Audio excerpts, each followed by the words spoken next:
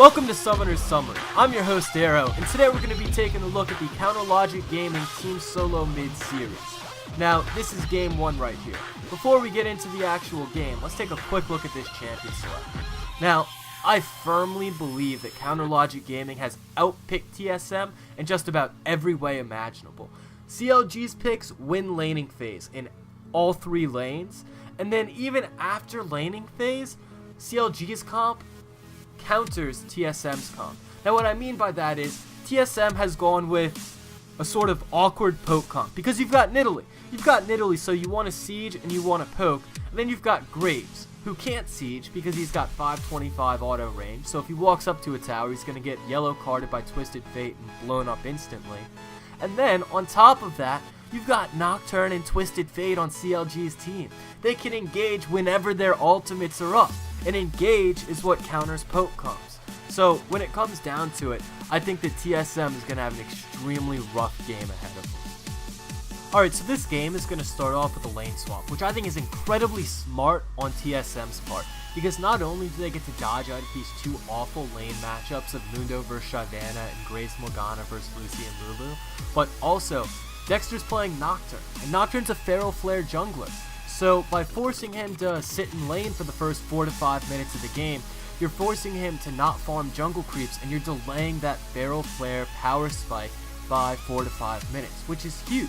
That's a really smart play by TSM. Now, this lane swap ends with both teams getting 2 towers, albeit CLG gets theirs slightly faster. Doesn't really matter though.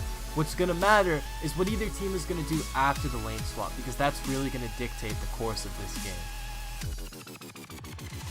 And what CLG is going to decide to do is keep this front line for TSM down. Now, because Shyvana beats Mundo in lane, Shiv's going to hit level 6 first. So on the wave that Dyrus should be hitting level 6, CLG is going to dive, taking advantage of that TF ultimate. Now, Dyrus doesn't even have flash here. He went heal teleport, so there's really no escape. This looks like a free tower to TSM, and they get a little bit greedy here. Because, while it looks like a 3v2, you have to remember that CLG has this global comp. You've got the Nocturne, the Twisted Fate, and the Shyvana teleport. So what was a 3v2 quickly turns into a 5v3, and CLG comes out ahead because not only did they get a tower in return, but they got the kills. And this is really just poor play by TSM. I know that globals haven't been used much in the recent seasons, but almost all of TSM is veterans. They should know that if you're going to siege that lane and you can't seed 3 people that have globals, you just need to expect them to show up. Now, right here we see TSM making a compositional error.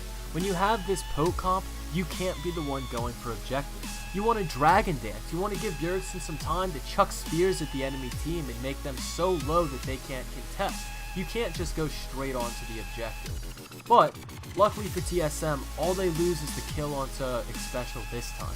And, the next time around, they're going to play out their comp slightly better, although unfortunately for them, not perfect.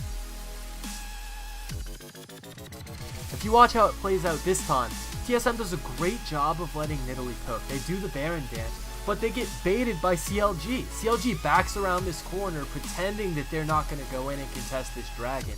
But again, it's just not respecting the globals. You have such good engage from this Twisted Fate Nocturne that they're easily able to flank off the side, take this dragon for free, and come out with an extra kill.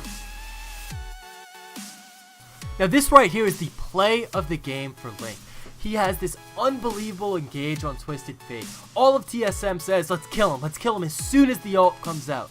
But he baits him in with that Zhonya's. So, because of that, CLG is able to clean him up and get a free inhibitor.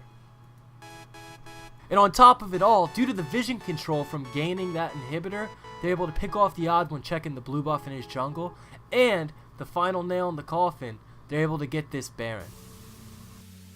Alright, so now CLG's ready. They've got this Baron, they've got this gold lead.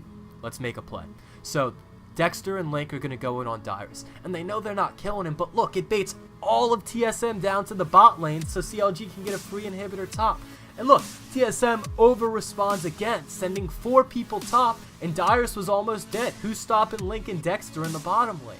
This is so well played by CLG. They just manipulate TSM exactly where they want them, and they end up getting all 3 inhibitors off of this and they're going to be able to close out the game. It's pretty impressive.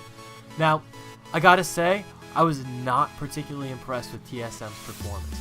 The idea for the lane swap at the start of the game was genius. It saved them from 2 losing lanes and it stalled out Dexter. But after that, their gameplay was sloppy. This is just game 1 of the series, and TSM is a veteran team, so maybe they can come back. Watch the next 2 videos and you'll find out.